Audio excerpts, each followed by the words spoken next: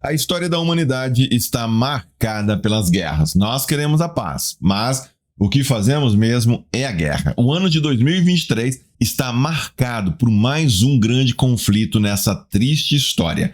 O que chama atenção nesse conflito é sua dimensão histórica e que remonta a milênios. Qual é a origem e a história da guerra e dos conflitos envolvendo Israel e Palestina? É sobre isso que falaremos nesse vídeo. Fique conosco.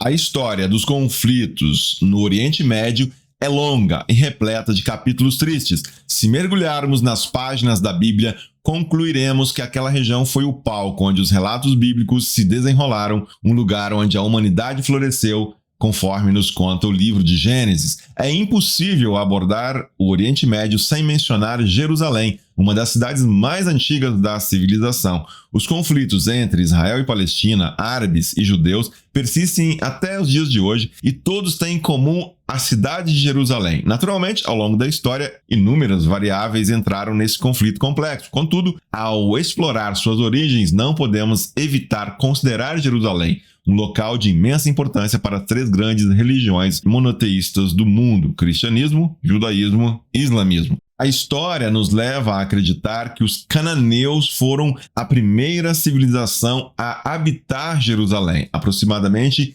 7.000 anos atrás. No decorrer dos séculos, impérios e povos diversos dominaram Jerusalém, desde os romanos, os bizantinos, até os islâmicos e outros. Esse processo de domínio resultou em destruição e reconstrução. O Antigo Testamento, lá na Bíblia, nos relata que o rei Salomão, governante de Israel, ergueu o Templo de Jerusalém, consolidando-a como uma cidade sagrada para o seu povo. Entretanto, antes da era cristã, o Império Romano dominou aquela região e os judeus, ao longo desse período, eles ansiavam pela sua libertação. No ano 70 d.C., eclodiu uma verdadeira revolta judaica contra o Império Romano e resultou na destruição do Templo de Jerusalém e também na morte de muitos judeus. Como parte de seu controle, o Império Romano proibiu muitos aspectos da cultura judaica. Inclusive, o nome da cidade de Jerusalém foi alterada para Aelia Capitolina. Sobre os escombros ali do Templo de Jerusalém, o imperador romano edifica um templo dedicado a Júpiter, um deus romano. Toda a dinastia de Davi é praticamente liquidada. Os muçulmanos, eles invadem a região e os judeus restantes se veem obrigados a se espalhar. O tempo vai passando, os cristãos vão crescendo em número, até que no quarto século da era cristã, Constantino, um imperador romano que se torna simpático aos cristãos, resolve construir a chamada Igreja do Santo Sepulcro, bem próximo onde era o templo. A ideia com esse templo era marcar o evento e o local da crucificação e do sepultamento de Jesus.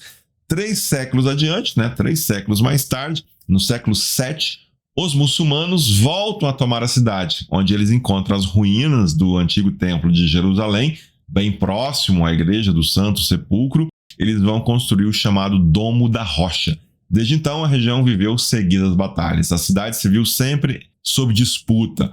E alguns outros detalhes dessa história são importantes para compreender os conflitos.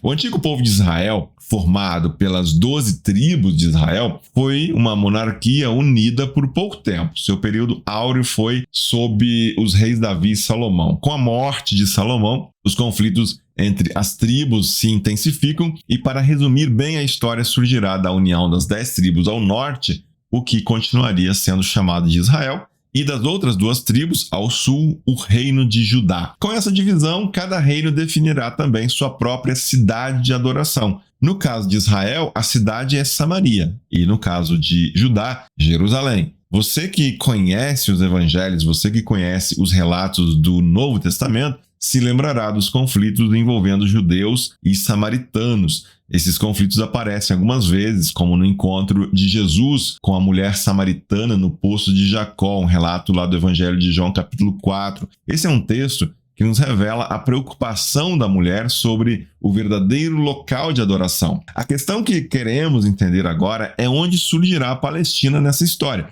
Você se lembra de como o Império Romano, no início da era cristã, se opôs fortemente aos judeus e procurou apagar qualquer vestígio deles? Pois bem, uma das medidas do imperador Adriano foi alterar o nome da região, que era conhecida como Judá. Judá passou então a se chamar Palestina. A origem do termo dessa palavra Palestina significa terra dos filisteus.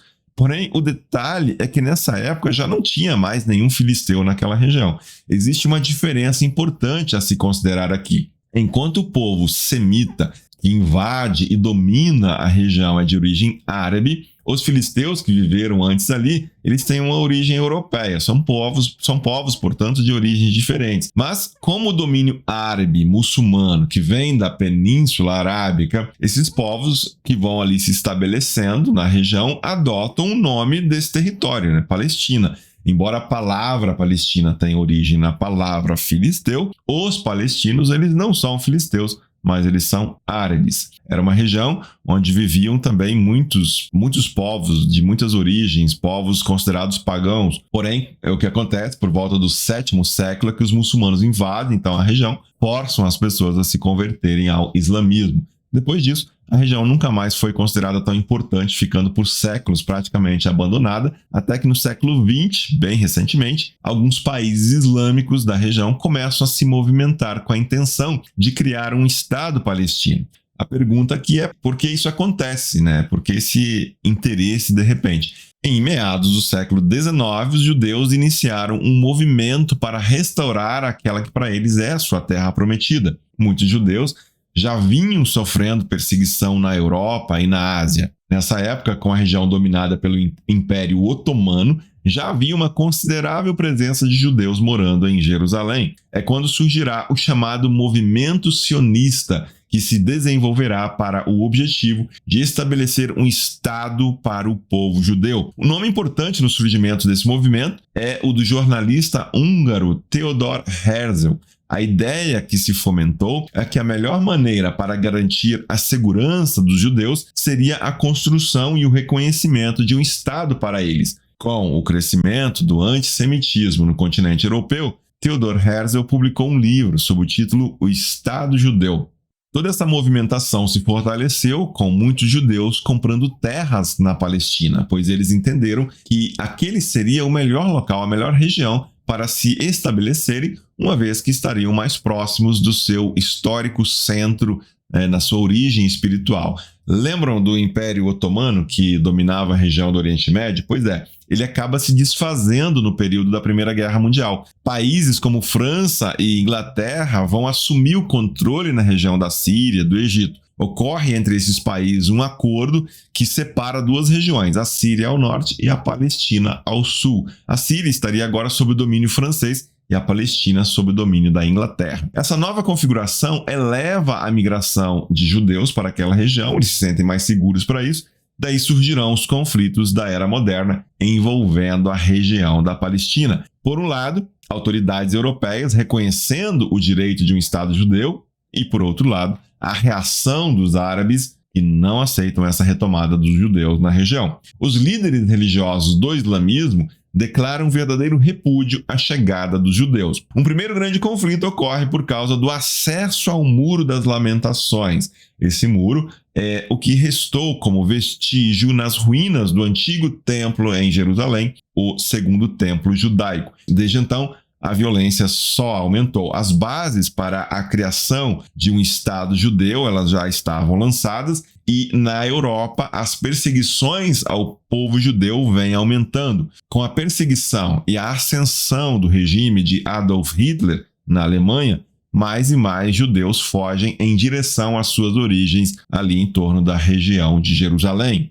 O nazismo, sob comando de Hitler, esse regime consistiu num programa de extermínio em massa do povo judeu.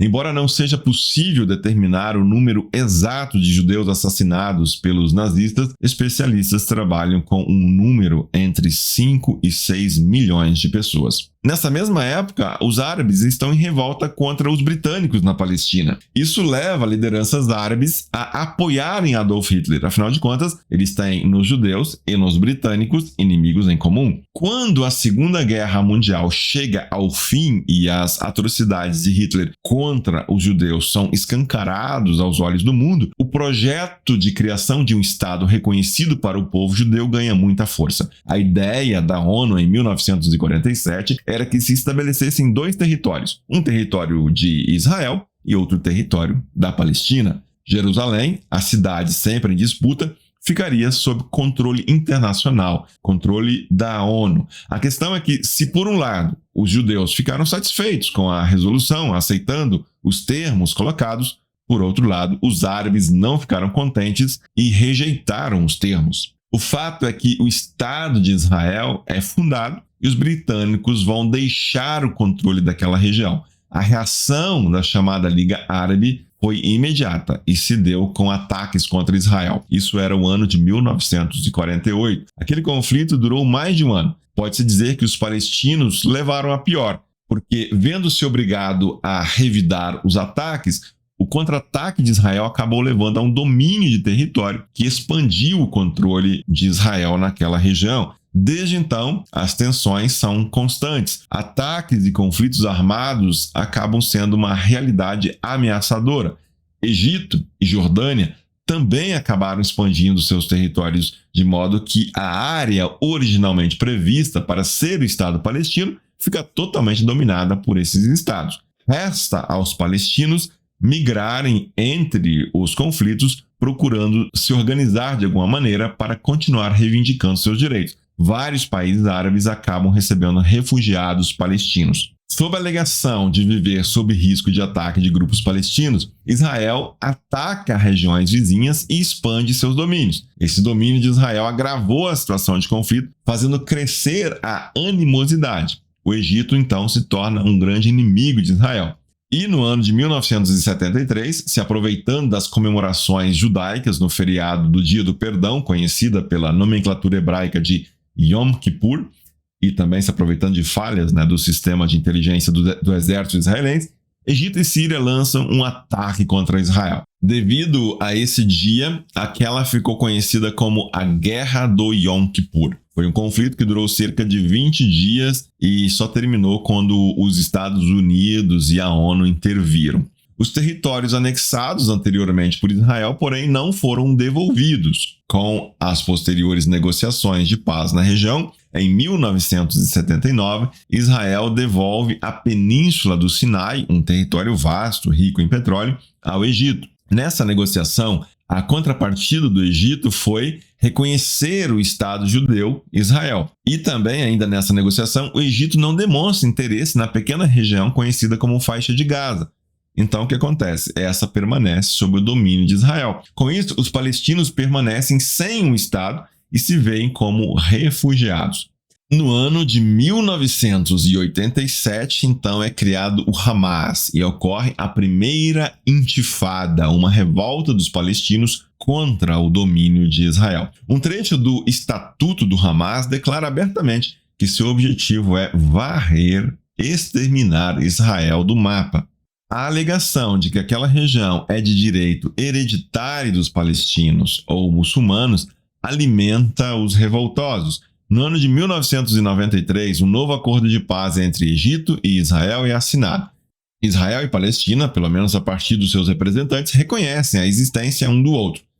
Muita resistência por parte de países árabes, no entanto, persiste. Em virtude de todo esse trabalho na década de 90, os acordos de paz, o acordo de paz de Oslo, houve esperança, a esperança de uma solução finalmente para esse conflito israelense-palestino. Para vocês terem uma ideia, o líder palestino Yasser Arafat, ao lado do então primeiro-ministro israelense Yitzhak Rabin e também o ministro das Relações Exteriores de Israel, Shimon Peres, recebem o Prêmio Nobel da Paz no ano de 1994. O que acontece é que os acordos não alteram a realidade dos conflitos na região e um evento emblemático seria o assassinato de Yitzhak Rabin no ano de 1995, que acontece a partir da intervenção de um judeu radical que é contrário a esse acordo de paz.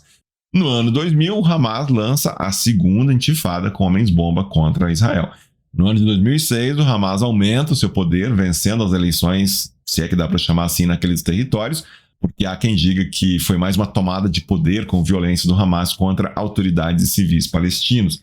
Sendo o Hamas uma organização terrorista armada que preconiza a destruição de Israel, as negociações se tornam cada vez mais difíceis. Israel vai retirar todos os judeus israelenses da faixa de Gaza. Importante lembrar também aqui, embora muito se destaque a faixa de Gaza como um território palestino, atualmente dominado pelo Hamas, existem outras áreas, como na Cisjordânia, ali ao lado de Israel, que também possui território palestino, só que controlado por outras autoridades, como o Fatah.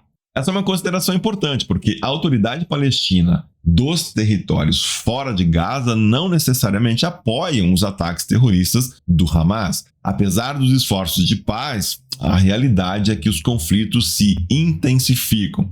E o ataque mais sangrento, que muitos consideram o mais grave depois do Holocausto, é o que aconteceu no dia 7 de setembro de 2023, gerando uma forte reação do Estado de Israel contra a faixa de Gaza, talvez melhor dizendo, contra o Hamas. Foi um verdadeiro ataque terrorista empreendido pelo Hamas, fazendo vítimas civis de diferentes países e de todas as idades, incluindo crianças e até mesmo bebês. Posturas mais radicais dificultam qualquer acordo.